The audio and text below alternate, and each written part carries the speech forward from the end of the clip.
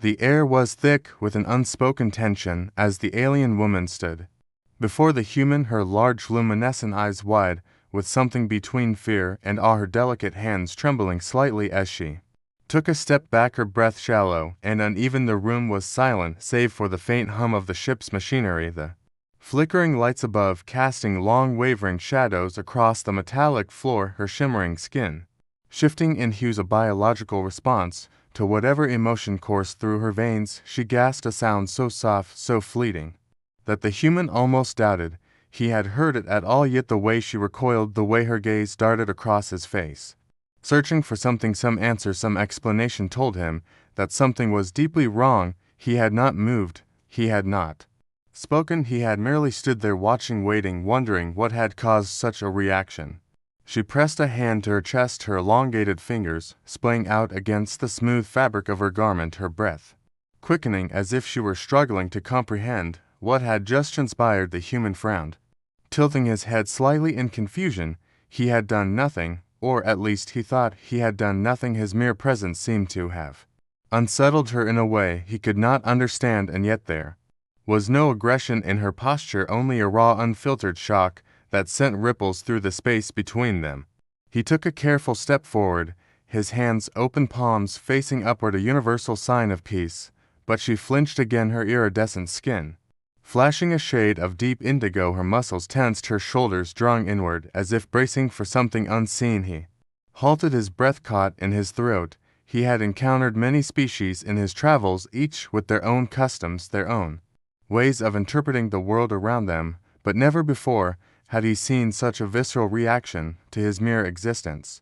She opened her mouth as if to speak, but no words came, only a shuddering exhale. Her gaze locked onto his, as if trying to see beyond the surface, to decipher some hidden meaning within him. The human remained still, waiting for her to find whatever she sought, his mind racing through the possibilities. Had he offended her? Had he broken some unspoken rule? Or was it something else, something deeper, something primal?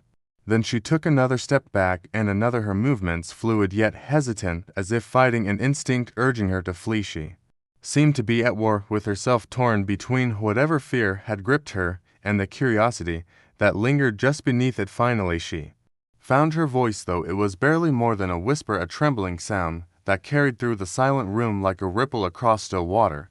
"What are you?"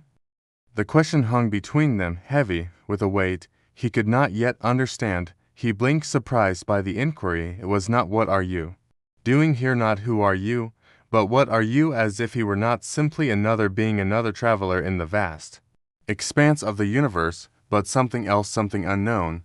"I am human," he answered, his voice steady but gentle, watching her reaction closely. Her breath hitched, her skin shifting again, a spectrum of color flowing across her.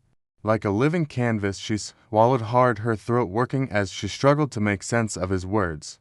"That is not possible," she said finally, her voice barely more than a breath, the tremor in her tone betraying the depth of her disbelief. "You cannot be human, not truly."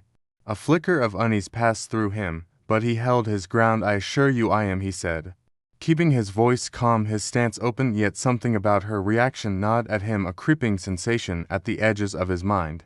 She shook her head, taking another step back, her fingers curling as if grasping for something unseen, her eyes never leaving his, as if breaking contact would shatter whatever fragile reality she was clinging to. "Humans do not exist anymore." Her words sent a chill through him, an instinctive reaction, a creeping awareness that something was very wrong. He frowned, his pulse quickening, though he tried to suppress the sudden wave of uncertainty. "I do exist," he said. "I am standing right here before you."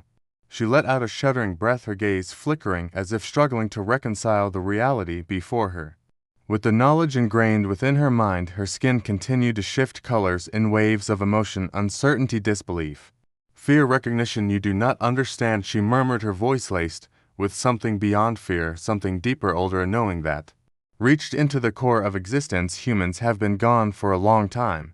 The weight of her words settled heavily in his chest. He had never considered the possibility that something had happened to his species, that the universe had moved on without them.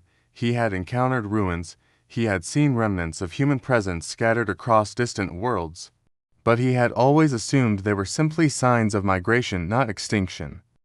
What happened? He asked, his voice barely above a whisper. She hesitated, her hands trembling slightly as she reached out, as if testing the solidity of his presence, if ensuring he was truly there. You are not supposed to be here, she said. You are a ghost, an echo of something lost. He stepped forward, ignoring the way she tensed, the way her breath hitched. He needed to understand, he needed answers. Tell me what happened.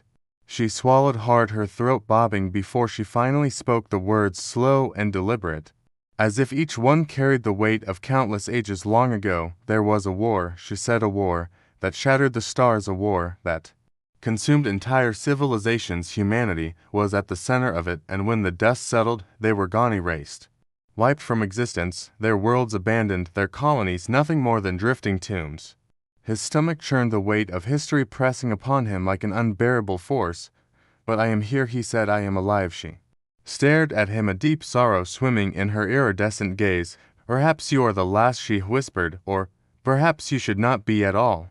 The silence between them stretched endless, vast, filled with questions that had no answers, with truths that could not be undone. He stood there, a relic of a past long forgotten, a fragment of a species erased from time, and she the bearer of a truth that shattered everything he had ever known. The ship's hum droned on the universe outside, vast and indifferent, and the alien woman watched him with eyes filled with something he could not name, something that was neither fear nor wonder, but a mourning for something that should not be.